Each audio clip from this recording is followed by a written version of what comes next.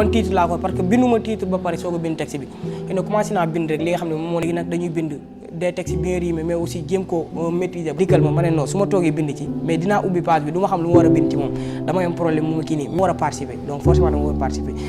comme par hasard presque mën naa ne moom mooy sama inspiration moo tax benn moo ngi jàppale ñi nga xam ne ñoom ñooy mbokk yi ñuy jël seen xalima di ko seen niveau parce que boo participer même boo bokkul ci lauréat aussi dina am ay corrections yoo xam ne dañ la koy jox donc li nga xam ne moom mooy plume du maître yi jàll yee bon da ngay lire seen texte yi parce que chaque texte balaa ñoo ngi jéem a xool incha allah li ñëw suñu xol ñu yëg ko suñu xel xalaat ko jàpp ne noonu donc ñoo ngi woo képp koo xam ne sponsor nga wala partenaire nga ñëw participer ci li nga xam ne à travers concours cérémonie bi ak avant compétition bi yëpp donc képp koo xam ne sponsor nga yaa ngi yor sa produit bëgg mu jaar bëgg nit ñi